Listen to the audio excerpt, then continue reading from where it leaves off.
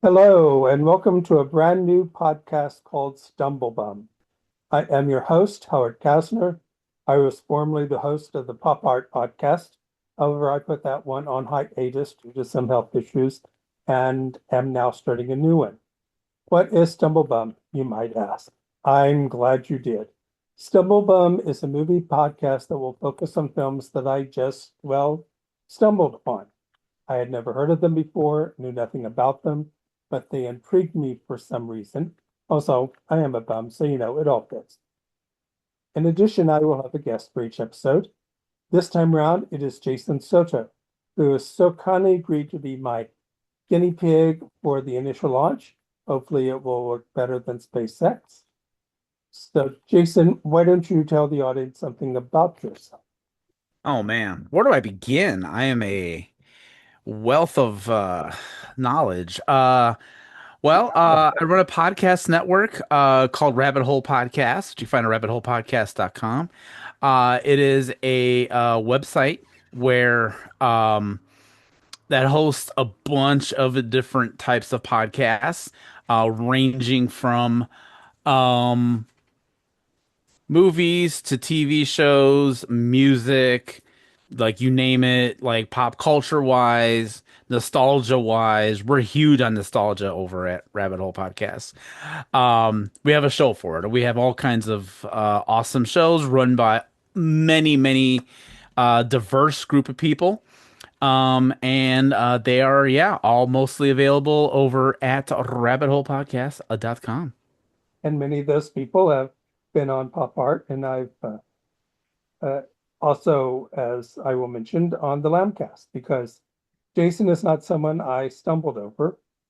We have been on many podcasts together, I on his and his on mine, as well as the series, the Lambcast. So I hope we will be on many more together. Yes. First, a warning, this will not be a spoiler-free podcast. If you want to be as surprised as I was, you may want to view the movie first and then come back to us. For some information about the film, for the inaugural installment, the movie chosen is American Murderer. American Murderer is an American true crime story released in 2022. It was written and directed by Matthew Gentile as his first feature film. It stars Tom Pelphrey, Idina Menzel, Brian Philippe, Jackie Weaver, Chantal Van Santen, Paul Schneider, and Kevin Corrigan. Inspired by a true story, Jason Derek Brown is a man on the run. He is a con man and sociopath who charms his way through many situations. However, he owes money to the mob, and the FBI are out to get him after he kills a man in a robbery. He makes one last ditch effort to raise the money he needs, but things don't go quite as they should.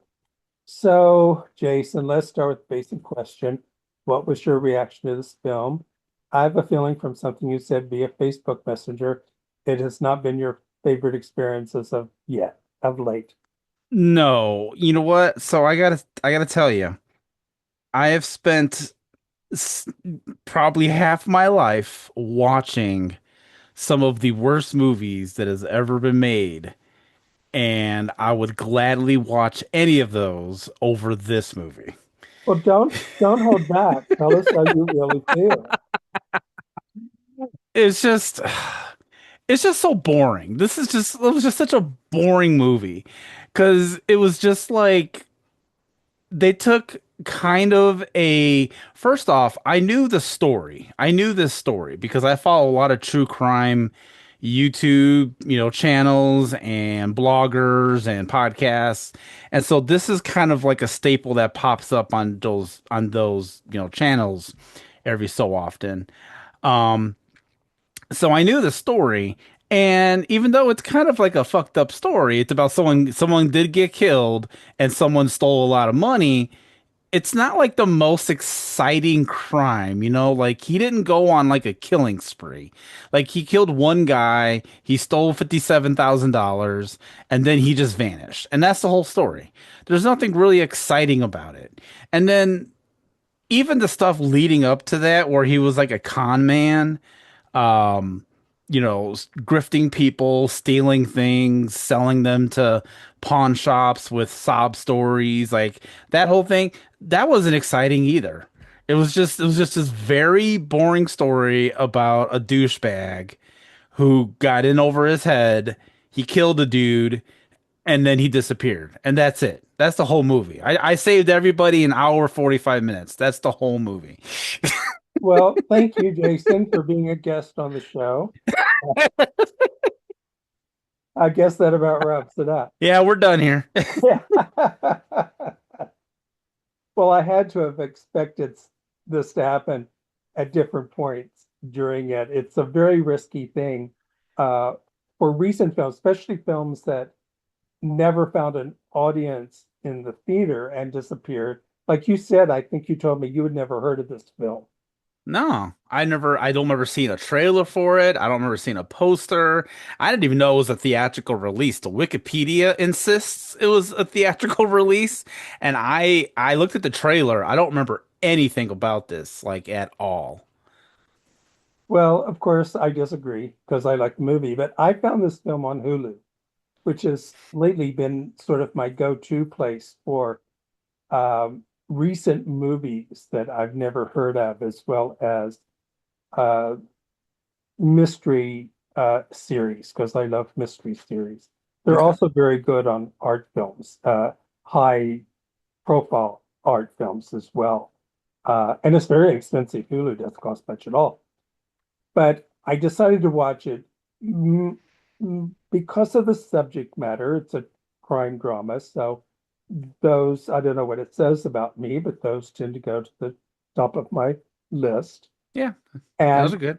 and I was attracted to the uh, cast, not Tom Pelphrey, who I wasn't familiar with before, though apparently a lot of other people are, but mainly the sporting roles, which is Adina Menzel, Jackie Weaver, Corrigan, and Paul Schneider. And that's what drew me in. And as I say, I liked it very much. I think the main reason why it worked better for me than for you is that I was so into Pelfrey's performance.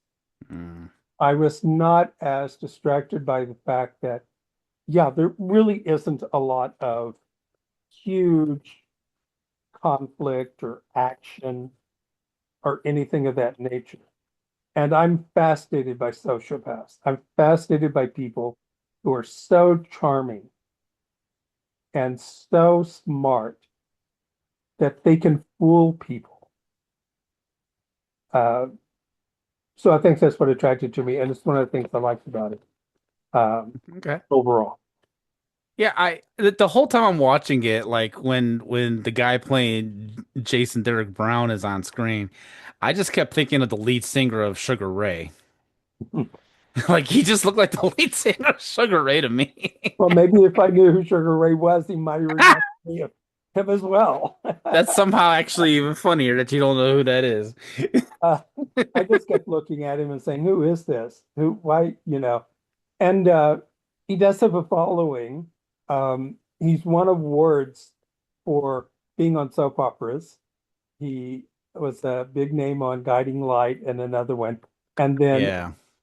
he's done other movies, but mainly he's known for his television work, um, for for a series, especially Ozarks, because he got an Okay. Oscar nomination for it. Okay. I have no idea who he played on that. If I'd only know it if I saw the if he was in the first season, because I didn't watch Ozarks past the first season. I was going to ask you what your favorite scene was, but maybe I should ask you, what is the worst scene in the movie for you that sort of maybe encapsulates why it didn't work for you? Oh, It there are that was many, huh? it was just well, see, okay, I think my issue with the movie is probably unique because like I mean you said it, like there's not a lot happening. It's just the story of this dude being played out. and not a lot of exciting things is happening. Like there's one fight scene. He gets beat up by the mob dude that, he owes money to outside of a strip club. I'll tell you this, I did like the strip club scene, so if I'm gonna give you a positive, there you go. Um, but other than that, it is just bland as hell. And it's really hard for me to pick like another non-nudity scene that I like from this movie. Um, because it was just like him doing things, him conning people, him tricking people, and then it cuts to the FBI agent. By the way, I like Ryan Phillippe. I don't hate like his acting, his movies. I think he's a good actor. I think he was slumming it up a bit here. Um, I agree and disagree with you. I don't like him as an actor. really? Never have. Oh, okay. But you're right. He is slumming it up here because he really doesn't have anything to do or any reason to really be Yeah, he's here. just walking around interviewing people. He watches the footage of Jason on that boat like every so often, and then that's it. That's all he really does. There's no like chase scene. He's not chasing him down. He's not like, oh, he's at this hotel. He runs over to the hotel. Like nothing like that happens. It's just him talking to people, interviewing them. And then the ending of it is his boss like, "Oh, we're gonna get him, right? Oh yeah, we're gonna get him." And then cut to the caption, "He was never found again." Yeah. Like, Well, for me, the two scenes that stood out for me was the one leading up to the pawnbroker interaction. This is where he's practicing his shtick. He goes from being his sociopathic self to this guy crying about his situation in order to get more money. And he can turn it on and turn it off. And that was very effective to me. The okay. other was the scene with his brother where he, on the golf course, where he actually convinces his brother once again to help him out. And I found it very believable. I'm saying you're stupid for doing this, but I got it. I know why you did it. hmm And a lot of that probably is because of Paul Schneider, who I think is one of our more underrated uh, supporting actors. I think he needs to be much better known. Um, I don't know why he hasn't broken out, uh, not as a lead actor, but as a uh, major supporting character. Um, his biggest thing that he's known for, well, he was on Parks and Recreation for 2 years. Yeah, that's where I know him from. Okay, it was bugging me. I couldn't think where I knew this guy from. That's it. Okay.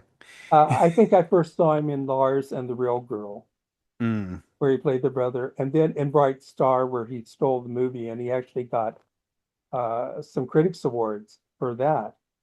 But you look at a list of his movies, and even the ones where you go, "Oh yeah, I saw that one," you also go, "He was in it." So I think he deserves much more. And then Jackie Weaver, I think is just she's this amazing import from Australia Mm. uh, that always does a good job. She's one of their best actresses. She's gotten two Oscar nominations. Wow, she's in a lot of stuff. Yeah, she got Oscar nominations for Animal Kingdom, which is what made her a star over here, and then Silver Linings Playbook. Oh, okay. Okay. All I right. think it should be noted that you said you are familiar. Well, there was one plot turn that I found kind of weird and interesting, and that's the robbery at the movie theater. And his theory is that if he does it the Monday of a holiday after a 3-day weekend, he's going to get what, like $1 million or something? And I'm instantly thinking, are you kidding? Most people don't use cash. Why would you ever think that you're going to get all that money? And of course, he doesn't. He only gets what, $48,000 $54,000. and he kills the guy as well. And he kills the Yeah. the bank guy, yeah. Yeah. Um, That whole thing was probably the most exciting part of it.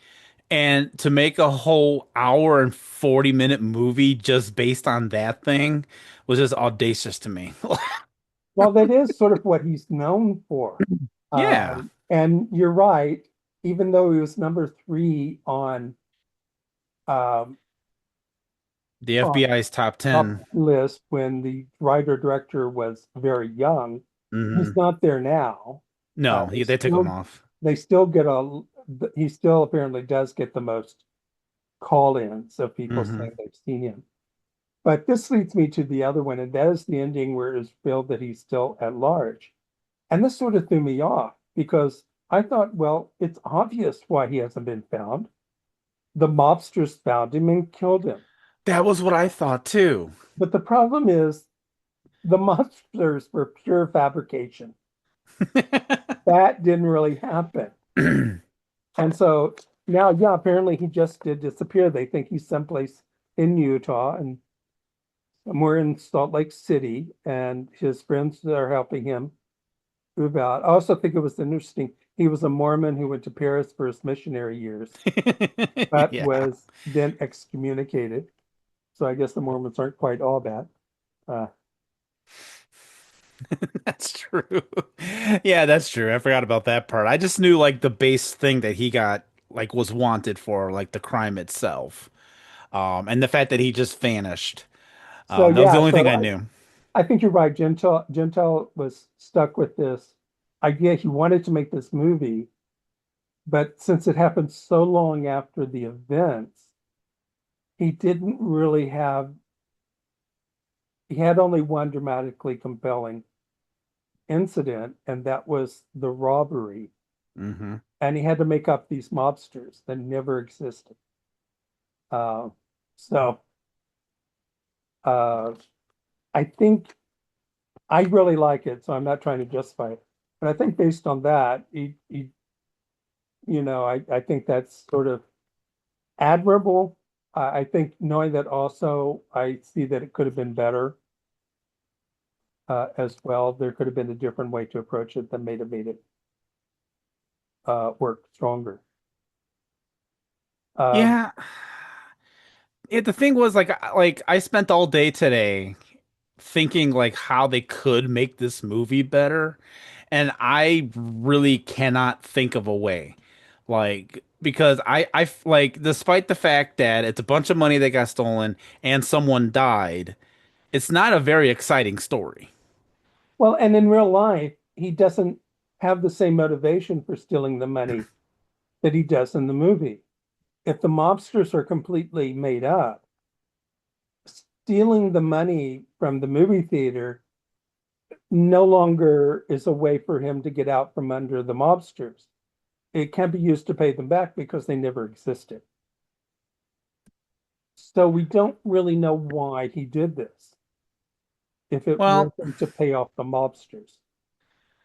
I mean, I always took it to just mean like he just needed the money. Like he just ran out because he was just like he did live like a lavish lifestyle. He had an Escalade, which in 2004 was like a big deal. Like it was really expensive in 2004.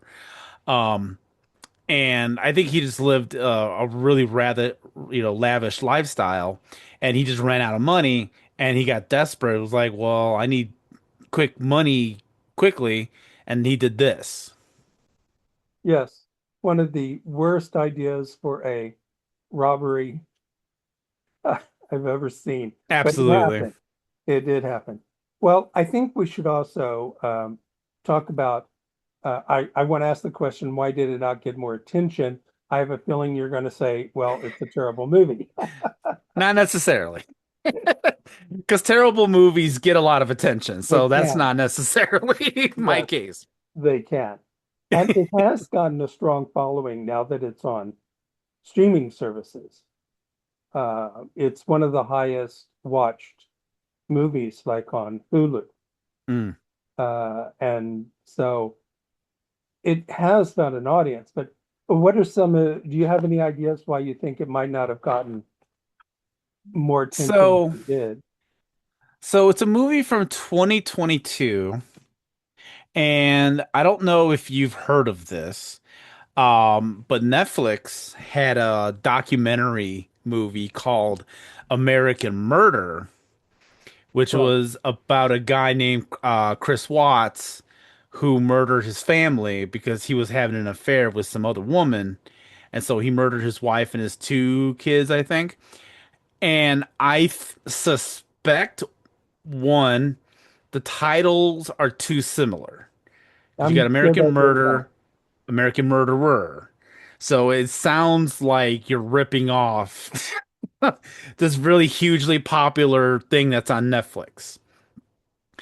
Two, and I'm gonna beat a dead horse. The story's not that intriguing Yeah.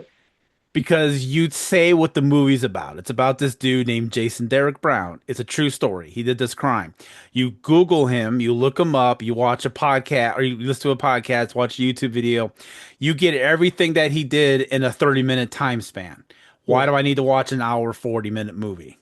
So I think there's that. And then I'm gonna risk it. Not a lot of star power in this, like big names. You know what I Right. mean? Like if Tom Cruise was in this, I think it would have probably blown up. Well, I think it's interesting that you mentioned the title because my thought was it's not really an actually a factual title. No, it is It's not not. really about an American murder. It's about an American manslaughter, which isn't quite the same thing. Right. So you watch it thinking it's going to be about one thing and going, well, that's not really what it's about. Um, it did do well at several film festivals, not necessarily the top tier wins, but it won some awards. But Saban or Saban, the distribution company, bought the rights. They Hmm. didn't push it. I guess it's part of Universal, and Universal distributed overseas. Um, Gave it a quick release and then dumped it on streaming. Um, as you say, the subject matter of Brown doesn't have the cachet of someone like Jeffrey Dahmer or other high profile killers. And most important, what you said, there's no real star to sell it. As good as Pelphrey is, he's not in a position to open the movie. And it's been years since Philippe has been able to. Uh, And the director, this was his first movie. yeah, So his there's first no feature, power behind the filmmaker. right. This is his first feature. He's done lots of shorts and videos. But yes, so I think he's promising, but we'll have to wait and find out. It is interesting that on Rotten Tomatoes, there are no reviews by top critics, Yeah, but that generally tracks. the reviewers are giving it 3 out of 5, and I'd go around that 3.5 uh, as well. So I think we've sort of covered it all. I've defended it, you've trashed it. What a great way to do a first uh, episode. So let's start closing out. And can you share a movie that you just stumbled over and decided to watch? It can be a good one or a bad one you recommend, or one you warn us away from with all good speed. So like I said, I spent like half my life watching like bad horror movies. It was kind of my thing for a very long time. And so nowadays, one of my favorite things to do is go to Shudder, the horror movie streaming website, to anyone not familiar. Um, and just kind of stroll through there and just see what they got because they're like any other streaming service. They'll have movies one month and the next month they'll be gone and they'll replace it with another movie. So I like to check there now and then. And I was doing that like this was just maybe 2 months ago. And there was a movie that I saw there that, and maybe this may be cheating, but I promise you I've not seen it. But I saw the video of it at my video store when I was a kid, but I never got to rent it. And I never got to see it. I never rented it. But I saw that movie on the streaming site. And I'm like, you know what? I'm going to watch this. I forgot about this movie. Forgot it existed. The suspense And is terrible. What is this?